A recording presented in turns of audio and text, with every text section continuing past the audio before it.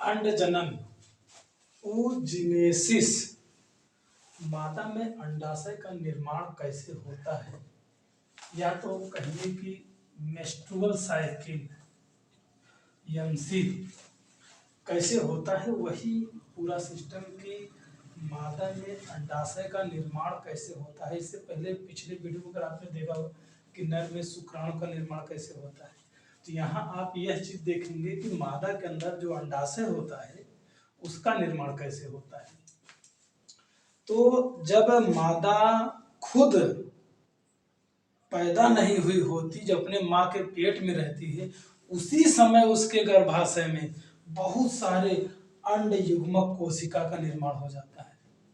जब वो जन्म ले लेती है तब नहीं बनता, तो जन्म से पहले ही जब वो अपने माँ के पेट में रहती है, भ्रूणी अवस्था में ध्रुवीय परिवर्तन होता है, उसी समय अंड जननी या अंड युग्मक कोशिका का निर्माण होता है, जिसे ऊजगोनिया कहते हैं। वो बन जाएगा, बन के फिर उसके अंडाशय में वही पड़ा रहेगा।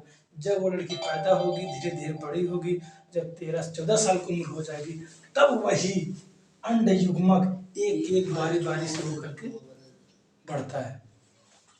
तो हम लोग यहाँ से क्या कहते हैं, एक अंड युग्मक कोशिका, एक अंड युग्मक की कोशिका बताते हैं। जब मादा 13 से 14 वर्ष की हो जाती है तब उसमें होता क्या है। फिर से एक बार कि इसका निर्माण कहाँ होता है, जब मादा खुद अपने माँ के पेट में रहती है गर्भावस्था में, भ्रूणी परिवर्धन के समय, उसी समय उसके गर्भ में इतने बहुत सारे अंड युग्मक कोशिका का निर्माण हो जाता है। जब जन्म ले लेती है तब इसका निर्माण नहीं होता है, जन्म से पहले ही इसका निर्माण हो जाता है। और नर में क्या होता है, नर में 14-15 साल को जन्म, तब उनके अंदर शुक्राणु का बनना निर्माण होता है, प्रारंभ होता है। लेकिन मादा में ये पहले आप मेन पॉइंट ध्यान रखिएगा। अब ये अंड युग्मक कोशिका का एक आंकड़ा मैंने यहाँ से प्रारंभ कर रहा हूँ। इसमें होता क्या है, जब मादा 14 से 15 साल हो जाती है तो उसमें क्या होता है, सबसे पहले आद्यसूत्री विभाजन होता है। किसमें, अंड युग्मक कोशिका में। अर्धसूत्री विभाजन पूरा नहीं होता, आधा होकर के रुक जाता है। अर्धसूत्री पूरा हो जाए, पूर्ण रूप हो जाए, पूर्ण नहीं होता, वो आधा चल करके रुक जाता है, तो उसको कहते हैं प्राथमिक अंडक। ये है अर्धसूत्री। अब प्राथमिक अंडक में क्या होता है, उसके बाहर की तरफ ये उगोनिया अंड युग्मक कोशिका, बार बार इसको पकड़ के रखिए, उसमें आगे हुआ क्या क्या घटना। तो उसके बाहर एक लेयर बन जाती है, उस लेयर, वो लेयर होती कणिकामय होती है। कणिकामय एक लेयर किसके बाहर बन जाती है, ये अंड युग्मक कोशिका के बाहर, और उस लेयर को कहते हैं प्राथमिक पुटक या प्राइमरी फॉलिकल। Primary follicle. अच्छा, उसके बाद एक लेयर और बन जाती है, तो उसके कहेंगे द्वितीयक पुटक या सेकेंडरी फॉलिकल। फिर एक लेयर और बन जाती है, उसे कहेंगे तृतीयक पुटक। लेकिन जब अब तृतीयक पुटक बन गई, लेकिन जो उसके अंदर ये द्वितीयक पुटक होता है, वह द्वितीयक पुटक 2 भागों में हो जाता है, और इसी समय सेकेंडरी ये अर्धसूत्री विभाजन पूरा हो जाता है। इस समय यही द्वितीयक पुटक 2 भागों में बढ़ जाता है। पहला भाग को कहते हैं द्वितीयक पुटक तो रहेगा ही, और दूसरा इसका भाग ये मतलब प्रथम ध्रुवीय पिंड। इस प्रथम ध्रुवीय पिंड को कहते हैं फर्स्ट पोलर बॉडी। ये 2 बन गया। और जो तृतीयक पुटक से 3 लेयर थी, ये तीनों लेयर आपस में मिल जाती है। जब तीनों आपस में मिल जाएंगे तो इस तरीके से बन जाएगा। और इस तीनों लेयर कब बनता है, जब ये परिपक्व पुटक, जब वो बिल्कुल तीनों लेयर आपस में मिल जाएंगी, तो उस पूरी संरचना को कहेंगे परिपक्व पुटक या ग्राफीय पुटक। इंग्लिश में कहते हैं ग्राफिकल फॉलिकल। अच्छा, और यहाँ पे एक चीज और ध्यान दीजिएगा, जो हमारा द्वितीयक पुटक था, ये अंदर द्वितीयक पुटक के बाहर भी कुछ लेयर बन जाती है। उस लेयर को ये कहते हैं जोना पेलुसिडा। किसके बाहर बन रहा है, द्वितीयक पुटक के अंदर। द्वितीयक पुटक है कहाँ, तृतीयक पुटक के अंदर।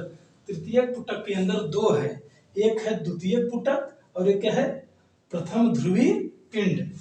अच्छा, अब इसी के बाहर लेयर बन रहा है, या इसमें, जिसे कहेंगे जोना पेलुसिडा। इतना बन के तैयार। अब यही जोना पेलुसिडा इसमें टूटता है। जब टूटेगा तो क्या होगा, ये है जो ना ये वाला भाग, ये टूटेगा यहाँ से, तब ये क्या है, बाहर आएगा। जब इसी को जोना पेलुसिडा अंडा टूटता है और अंडा बाहर आता है, इसी प्रक्रिया कहते हैं अंडोत्सर्ग।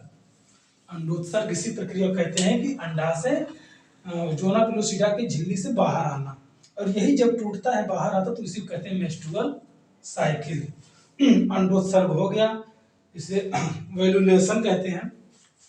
और जब ये बाहर आ जाएगा टूट के, तब यह फिंगरी के द्वारा, इससे पहले जो हम संरचना आपको बना के दिखाए थे, फिंगरी होता है, ये पूरा अंडाशय, इसी के अंदर ये पूरी घटना हुई है, ये इसके अंदर, इसको क्या कहेंगे, अंडाशय, अंडाशय, इसके अंदर ये पूरी घटना। अब जब यहाँ से अंडाशय ये फट करके निकला तो यहाँ लगा है फिंबरी, फिंबरी इसको पकड़ के कहाँ लेके जाएगा, इम्पुलरी अस्थमस जंक्शन पर, इम्पुलरी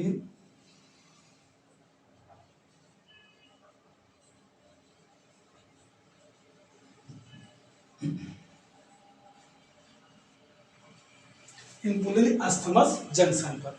अब वो इम्पुलरी अस्थमस जंक्शन तक ही आके रुक जाएगा, इसके आगे नहीं जाएगा। और जब स्पर्म यहाँ से ये स्पर्म शुक्राणु गर्भाशय में आएगा तो ये सीधे आकर के कहाँ संपर्क करेगा, इसके अंडकोशिका से, अंडाशय से। और शुक्राणु के शीर्ष पर यहाँ ऊपर पाया जाता है एक्रोसोम।